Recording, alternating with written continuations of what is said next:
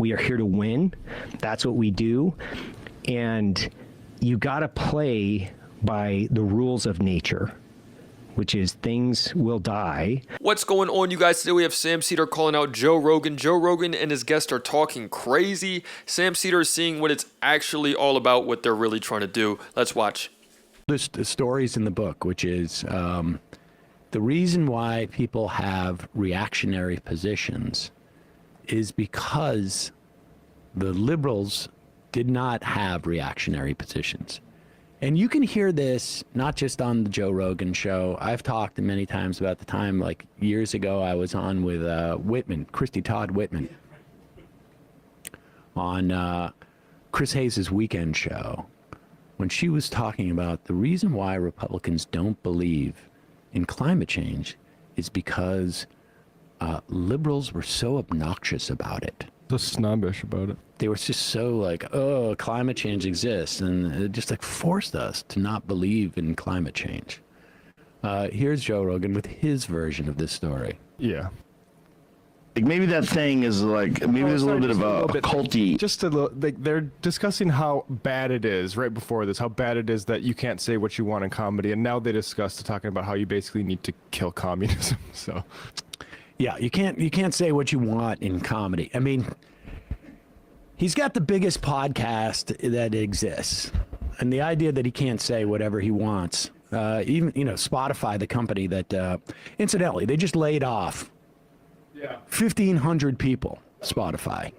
And I think Rogan's contract is probably coming up very soon. It's going to be interesting to see what they do about this. It's a real corporation, and they publish. They don't just publish, they produce Joe Rogan's show. By produce, I mean, they pay for it, and it's exclusive.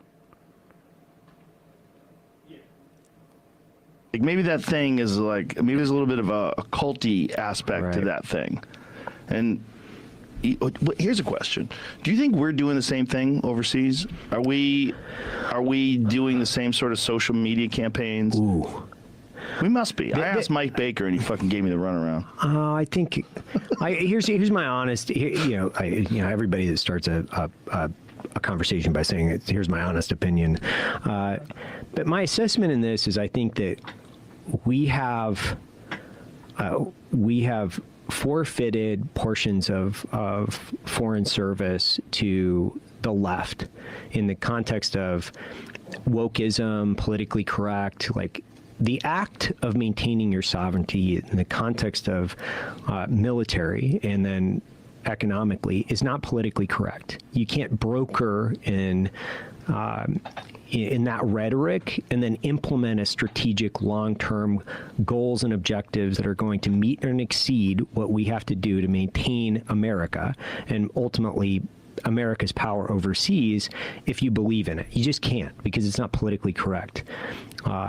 If you believe that all nations are created, equal and all political ideologies are equal, that's just wrong. It's not. I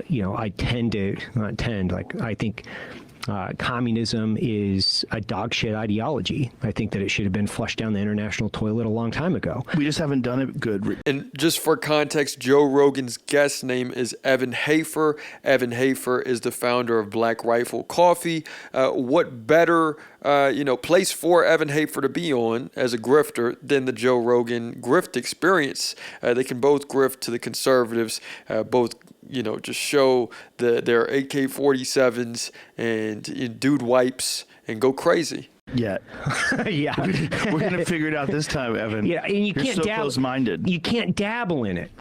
It's so dangerous to start dabbling in these things because it's a failed ideology. You have to flush it down the toilet. It has to go away forever, and then you have to evolve past that at a certain point. But when you've co-opted our academic institutions and you've indoctrinated generations. All right, pause it for 1 second. I mean, what's fascinating is about, he's talking about dabbling. A lot of other companies. These guys really dabble. because they don't really know what they're talking Well, about. that's the thing is I don't know. This guy's like an army ranger or some shit before he started slinging coffee. He might know about Operation Condor and how many people were killed. But just for people who don't know, I think a little bit of context of like when he says we lost a certain level of, or we're too politically correct or woke now to do what needs to be done to maintain our position as like a world power. Like, let's just remind people, this is Abby Martin and Vincent Bevins, just a couple minutes from Vincent Bevins talking about the Jakarta Method with regards to what actually happened in this period that he's talking about with America canceling or throwing communism in the toilet. This anti-communist extermination program spanned 45 years to at least 22 countries.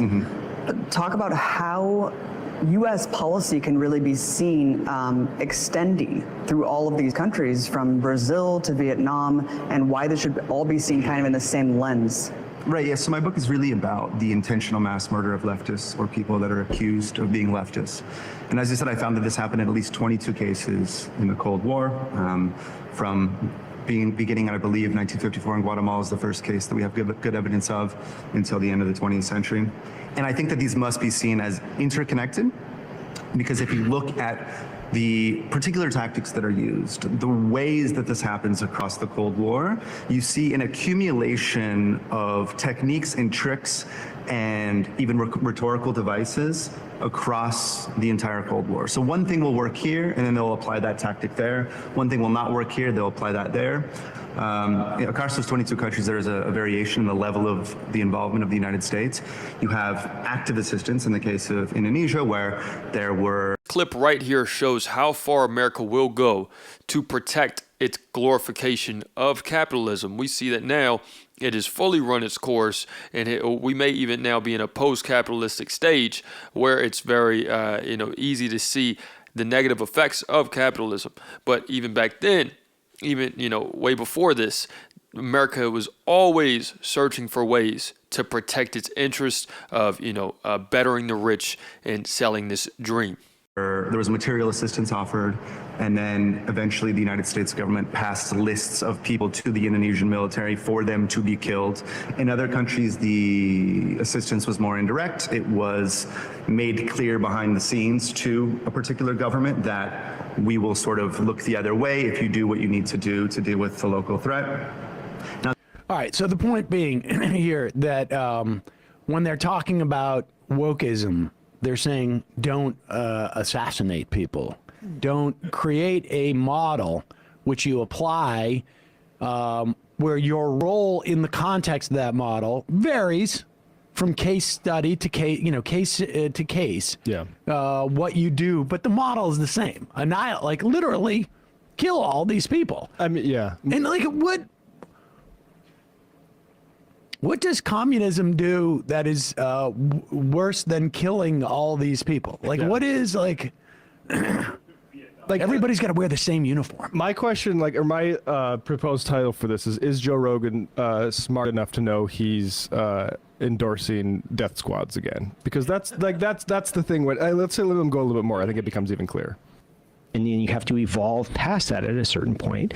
But when you've co-opted our academic institutions and you've indoctrinated generations of the academic elite, and then they've worked their way into foreign service, and they've worked their way into the intelligence apparatus, now they're going out and they're not willing to implement at the same degree that they might have been able to in the 1960s and 70s in the context of zero-sum game. We are here to win. That's what we do. And you got to play by the rules of nature, which is things will die. And when I say that, ideologies have to die.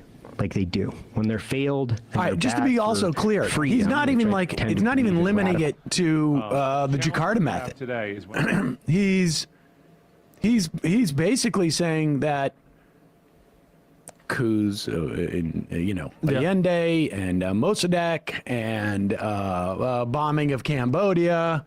I mean, all of these things had to be done. We need to get rid of all communists and all socialists to make sure that I can continue to sell my coffee. These dude wipes are not going to sell themselves, Joe. Joe Rogan, who's going to sell my dude wipes? Yeah. Yeah, it's the same old story, same old greed, nothing new. And Joe Rogan's going to platform it, as we could see.